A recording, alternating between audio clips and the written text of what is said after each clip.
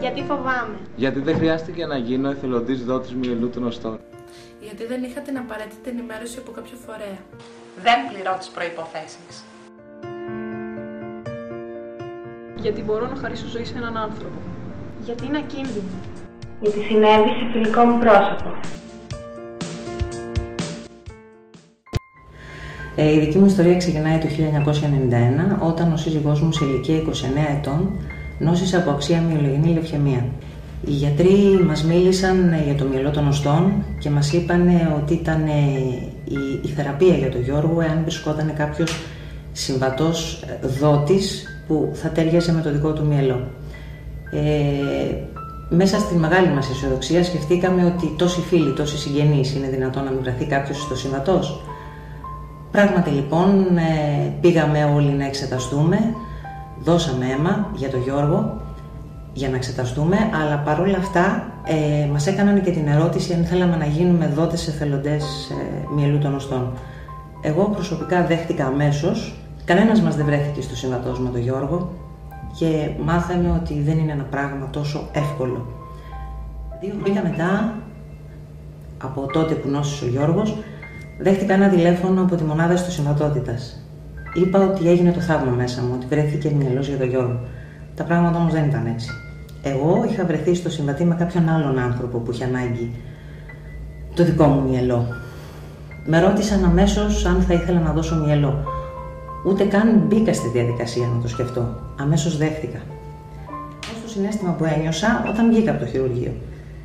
Και αυτό ήταν ακριβώς το συναίσθημα που ένιωσα όταν είχα γεννήσει τα παιδιά μου. Όταν ξύπνησα και είχα φέρει στον κόσμο τα παιδιά μου. Έτσι ακριβώς και εκείνη τη στιγμή ήταν σαν να είχα φέρει στη ζωή έναν καινούριο άνθρωπο. Ο Γιώργος δεν κέρδισε τη μάχη με τη ζωή. Έφυγε. Και έφυγε από κοντά μας γιατί δεν βρέθηκε κάποιος άλλος άνθρωπος για να τον βοηθήσει. Είναι χαρά μου που μιλάω σε νέα παιδιά που έχουν τέτοια ευαισθησία και θα τονίσω και πάλι πόσο απλό και πόσο σημαντικό είναι να γίνει κάποιος εθελοντής δότης μυελού των οστών.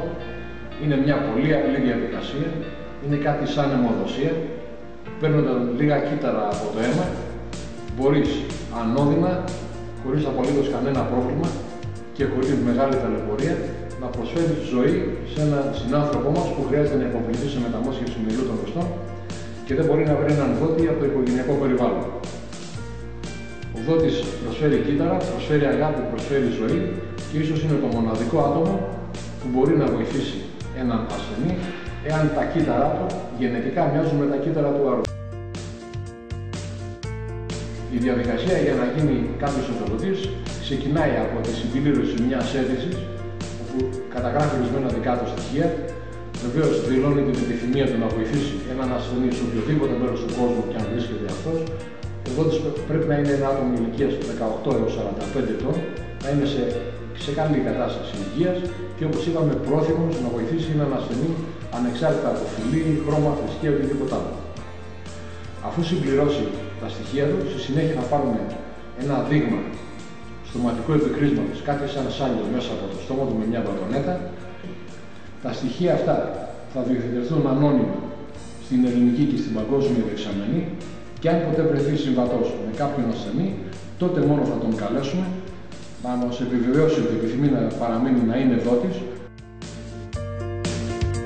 Ελπίδα. Ζωή. Προσφορά. Ευαισθησία. Χαρά. Χαμόγελα. Αγάπη. Ευτυχία. Εθελοντισμός. Γιατί και εσύ μπορείς να γίνεις ήρωας. Με μία μπατονέτα. Τόσο απλά.